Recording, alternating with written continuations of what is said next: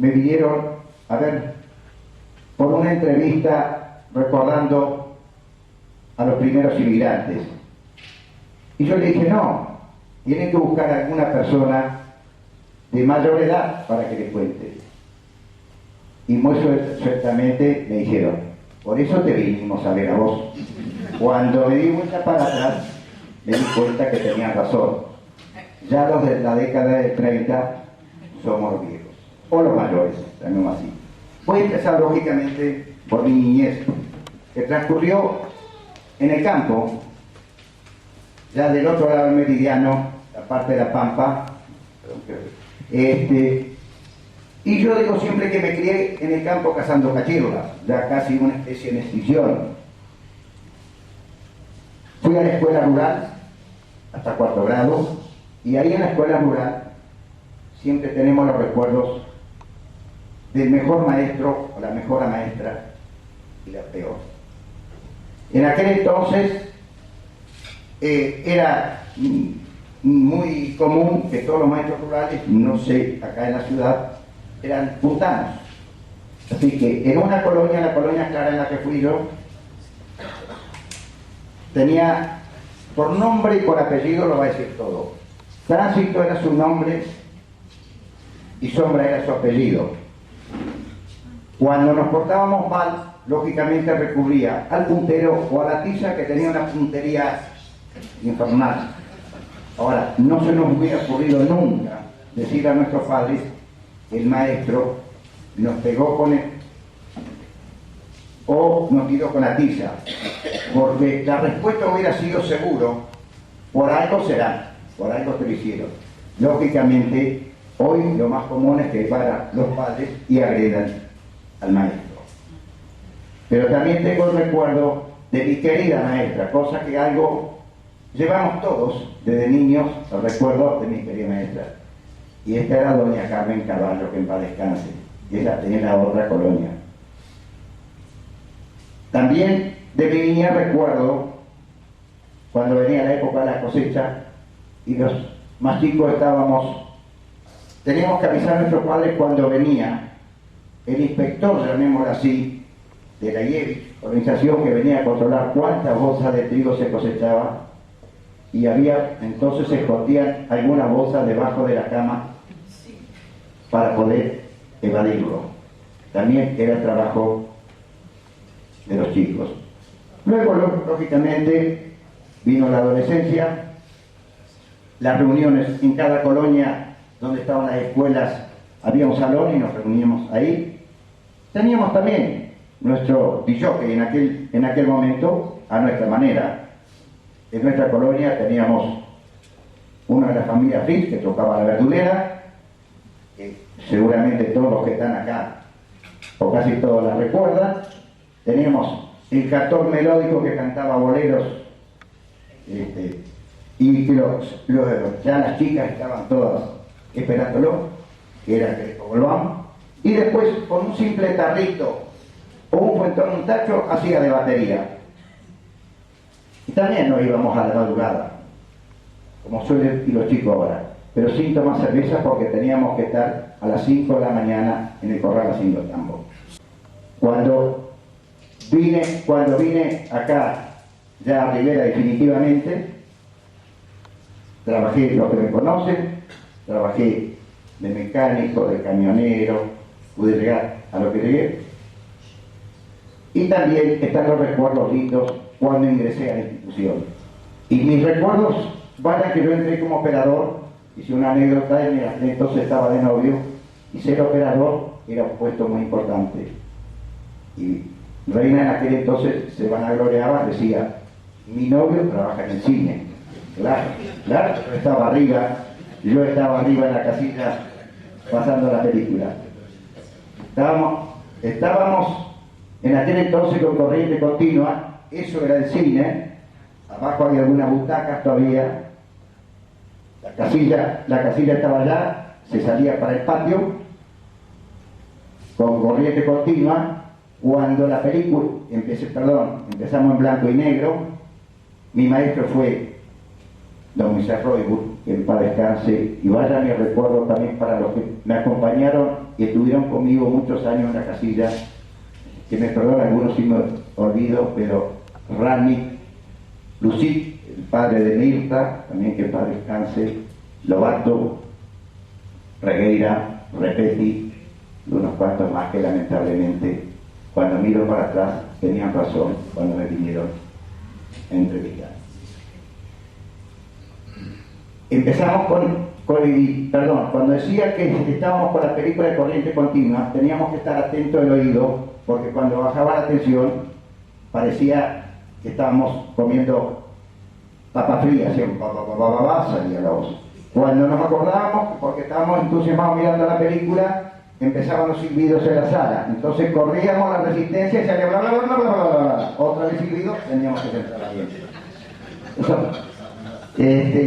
Esas son las pequeñas vivencias, pero hoy las recordamos. Y la primera película que vi en color fue Naranjos en Flor, que fue todo un suceso que se dio acá en esta sala en el año 53 o 54. Fue la primera película en color. Y antes que me olvide, me traje un pequeño anotador. Pasaron acá en nuestro pueblo, hay instituciones que ya no están más, y es el Rotary Club. Tenemos que tener en cuenta que gracias al Rotary Club, en el momento, en la época que Néstor Catalano era secretario, yo presidente, integraba la mesa rotaria, Enrique Artigues, concretamos lo que es hoy el Cuerpo de Bomberos de Rivera, que es un orgullo para Rivera, porque eso estuvo flotando durante muchos años, y nunca se pudo concretar. Nosotros, lo vuelvo a decir con orgullo, lo concretamos y hoy tenemos el Cuerpo de Bomberos que funciona magníficamente. Muchísimas gracias por todo.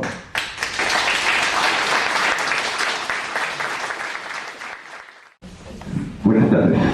Los recuerdos que quiero comentar comienzan en 1967, cuando tenía 16 años y asistía al colegio normal en Tres Lomas. Y al poco tiempo, con otro compañero de colegio, formamos un conjunto llamado Los Boxers, que con diferentes integrantes actuó por más de 30 años. En el inicio éramos 4 integrantes de 16 años y el cantante aún de 15. En esa época no había televisión y solo se podía oír música en actuaciones en vivo, por radio o con el popular Wincofón. En Rivera también existían conjuntos y al terminar de estudiar me uní a uno que tenían los hermanos Steve, llamado Los Dinámicos del Ritmo. Viajábamos en una estanciera Ica y a veces había que llevar varias baterías eléctricas de repuesto porque tocábamos en salones de campo que no tenían luz eléctrica. Eran alumbrados por faroles a querosene suspendidos de las cabriadas y los mismos bailarines se encargaban de darle bomba al que lo necesitaba. El piso de tierra era bien regado a la tarde para que estuviera sentado y con el frío esta humedad se condensaba en las chapas del techo, por lo que estos salones lloraban toda la noche. Al poco tiempo, el ímpetu de la juventud nos llevó a formar un conjunto que tocara solo música moderna. Lo integramos con Saúl Milner, Armando Batián y Tito Guillerón, y se llamó Grupo SOS. Este nombre fue sugerido por el patrón de Armando, el señor Meringer, que tenía una imprenta y a quien todo el tiempo pedíamos que nos auxiliara con herramientas.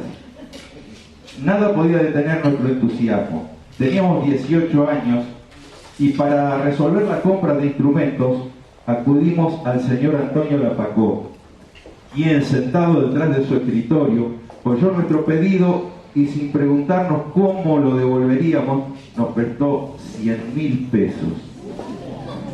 Viajábamos en tren a Buenos Aires, retiramos el dinero de la oficina de un consignatario de Hacienda y la persona que nos atendió al vernos exclamó con sorpresa: ¿ustedes son los músicos? Fuimos a comprar los instrumentos, gastamos todo el dinero y quedamos debiendo otro tanto, que el propietario del negocio nos fió en 10 cuotas que avalamos firmando pagarés. El primer baile fue en el Club Centro Social de Rolón. Los primeros traslados los hicimos con una camioneta Siam Argenta que nos prestaba don Marcos Milner, el papá de Saúl. Nuestro éxito vino rápidamente y con él las contrataciones que nos permitieron devolver el préstamo y cumplir con los pagarés. Cuando estuvimos más organizados, contratamos a Jacobo Ferner con su Dodge doble cabina, que se alternaba con su papá, don Gregorio, en el traslado del grupo. En esa época, la ruta de asfalto más próxima se encontraba en el cruce de Ataliba Roca, y a Bahía Blanca se iba por de Regueira. En Rivera tocábamos en el Club Pacífico, donde se hacían bailes al aire libre, en una pista a la que se llegaba luego de recorrer unos jardines cuidados con esmero por los integrantes de la comisión, en su mayoría empleados ferroviarios. Desde la tarde, los altoparlantes convocaban a los bailarines, haciendo llegar al pueblo oleadas de música que crecían o disminuían impulsadas por el viento. Recuerdo que tocaban los pasodobles, quitapenas y manojito de claveles. La calle de la estación era de tierra y a la tardecita el regador iba y venía preparándola para el tránsito del público, dejando tras de sí el olor a tierra mojada que en los alrededores del club se combinaba con el frescor de los jardines, regados con el agua de la bomba que proveía a la estación. A veces, al terminar el baile y con el apuro por acompañar a alguna señorita, dejábamos los instrumentos en el escenario y luego, en las tardes serenas de los días siguientes, se oía desde el centro el retumbar de la batería que era sacudida por los chicos del barrio. Nuestra sala de ensayo era la despensa de la casa de mamá y Gloria, que durante años soportaron nuestros ensayos diarios al mismo volumen que tocábamos en los bailes. Mi abuela Dolores, con el mate en la mano, silbaba algún vals para ayudarnos a completar el repertorio. Nuestro uniforme de actuación eran unos sacos de colores vivos que diseñamos nosotros mismos y confeccionó la señora Elena Caplú. Armando vestía uno rosa, Saúl verde, Tito amarillo y yo rojo. Con ese vestuario actuamos una vez en Canal 9 de Bahía Blanca, en los comienzos de la televisión en blanco y negro. En Rivera había que apuntar la antena y contar con las condiciones meteorológicas adecuadas, por lo que era frecuente que solo se adivinaban unas figuras detrás de una lluvia constante de arroz. Recuerdo algunas actuaciones en el Club 12 de Octubre, que se encontraba en la colonia Villa Goldberg.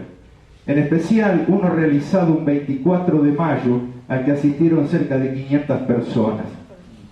Los temas de moda en esos días eran Zapatos Rotos y uno que decía: la pinta es lo de menos, vos sos un gordo bueno, alegre y divertido, sos un gordito simpaticón.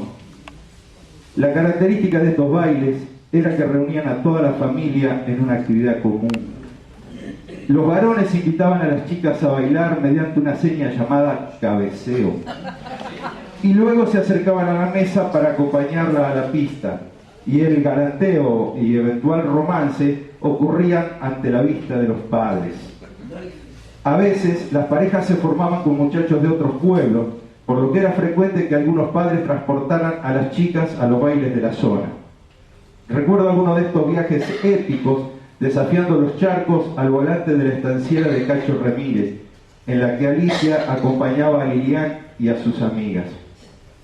¿Cómo no recordar la fiesta del girasol, que era organizada por el Grupo de Juventud Agraria? A la tarde, la avenida San Martín se llenaba con la gente que venía a ver pasar a las aspirantes a reinas, que desfilaban sentadas sobre el capot de los autos. A la noche, el tan esperado baile. Generalmente era animado por alguno de los grupos de Coronel Suárez, los electrónicos, los Jokers o los Merry Boys. A todos ellos los mirábamos con respeto porque eran mejores que nosotros. Son innumerables las veces que tocamos en el Club Independiente. En una oportunidad compartimos la actuación con un grupo de Buenos Aires. Nos preparamos renovando el repertorio y creando un show de luces que nosotros mismos hicimos con portalámparas colocados dentro de latas vacías, cuyas bocas cubrimos con varias hojas de papel celofán de colores. Algunas luces eran audiorítmicas y se encendían mediante timbres colocados debajo de los pedales de la batería. Todo era realizado era realzado con una lámpara de luz negra que hacía resplandecer lo que habíamos pintado con pintura fosforescente en los instrumentos. El grupo de Buenos Aires tocó primero, usando parte de nuestros equipos. Eran malísimos. El público que colmaba el salón iba cargándose con una mezcla de fastidio e indignación, que estalló en una ovación interminable cuando se apagaron las luces y el salón se llenó con el colorido de nuestro show. Pero nuestro éxito se veía amenazado por la llegada del servicio militar. Saúl fue destinado a Colonia Sarmiento y yo a Neuquén. El grupo siguió con otros integrantes y a nuestro regreso, nuevos cambios. Creamos un conjunto nuevo al que llamamos Inspiración y que integramos con 2 amigos que se habían retirado de la Orquesta Godó. Nuestro cuartel general eran unas piezas con piso de tierra que estaban donde hoy funciona la Casa del Niño. Fue una época muy feliz, el grupo sonaba muy bien y ya nos animábamos a cosas más difíciles. Tocábamos temas de Creedence Clearwater Revival y de Carlos Santana, pero aún con éxito los grupos no duraban mucho y este no fue la excepción. A su fin, fui invitado a integrar un conjunto que ya existía y se llamaba Piel Negra. En esta formación estábamos Saúl, Roberto Álvarez, Víctor Ríos, Tito Villerón y yo. Aquí ya estábamos bien equipados, teníamos más experiencia, sonábamos realmente bien y teníamos bastante fama y cobrábamos caro para mantenerla. Pero nuestro fin estaba cerca. En muchos pueblos habían abierto discotecas y los jóvenes las preferían a los bailes, que así no lograban reunir suficiente público. Las personas mayores ya no tenían tanta motivación para ir a los bailes y en cada casa había un televisor y era más tentador quedarse en casa viendo una película, porque sin juventud los bailes no eran lo mismo. Los grupos de música fueron desapareciendo y los músicos acostumbrándonos a quedarnos en casa. En la época más activa de Rivera, en grupos de música, había 30 músicos que tocaban en diferentes grupos o individualmente. Pero ese tiempo de inocencia, del disfrute de toda la familia reunida, creo que ya no volverá. Por eso es que quise compartir con todos ustedes estos recuerdos. Gracias.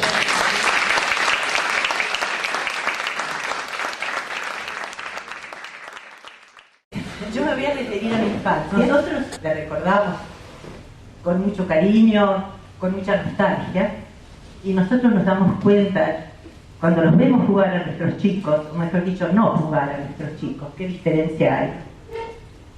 Voy a contar, por ejemplo, un día en la infancia de un chico de Rivera, que todos se van a dar cuenta. Nos levantábamos, por supuesto, temprano, íbamos a la escuela, y después terminábamos de comer y salíamos a jugar. Jugábamos juegos que después iban cambiando de acuerdo al clima. Después que estábamos jugando, éramos, por lo general nosotros nos guiaba la sirena. A las 2:30 ya salía nuestra mamá y nos decía: hay que entrar a hacer los deberes. Hacíamos los deberes y una vez que terminábamos, continuábamos los juegos. Eran distintos juegos, al principio eran juegos tranquilos, y a medida que llegaban los fríos, jugábamos y sacábamos la soga, y jugábamos con la soga que era para nosotros, el que tenía alguna soga y que llevaba a la escuela era en ese momento el capitán de los juegos. Y después iban cambiando, tranquilizándose, hasta llegar a jugar a la payana, que uno veía las galerías en la escuela llenos de chiquitos jugando a la payana. Pero todos los juegos los teníamos nosotros reglamentados por la sirena. Sabíamos que hasta las 2:30 podíamos jugar a la calle. A las 2:30 teníamos que entrar a hacer los deberes. Jugábamos otro ratito hasta las 6:30. A las 6:30 tocaba la sirena y todos adentro. Eran muy comunes en ese momento las cosas que hacíamos. Después, una cosa que también era, los compañeros que nosotros teníamos, vivían casi todos los padres, vivían en el campo. Los que tenían familiares venían y se quedaban acá en la casa de la familia. Los que no tenían familia y les alquilaban una habitación. Y había muchos chicos que vivían solitos en la casa, teníamos clase los sábados y no nos quejábamos, nosotros contentos, no sé si estábamos contentos, pero lo cumplíamos. Los chicos se quedaban solitos y hasta aprendían a cocinar. Yo me acuerdo, Nena Breitman, que era una chiquita, para cocinar se tenía que poner un cajoncito en el suelo y amasaba y hacía todas esas cosas, y estaba solita en la casa. Después había casas donde había unas cuantas habitaciones y cada habitación la tenía una familia, y ellos venían después 2 o 3 veces por semana a hacer las compras en la cooperativa, visitaban a los chicos y los sábados los llevaban al campo y los domingos los traían de vuelta. Es decir, que esos chiquitos eran criaturas chicas, se tenían que arreglar solitos y eran responsables, porque nunca escuchamos que haya pasado nada con esas criaturas. Por ahora es el único recuerdo que pude haber traído.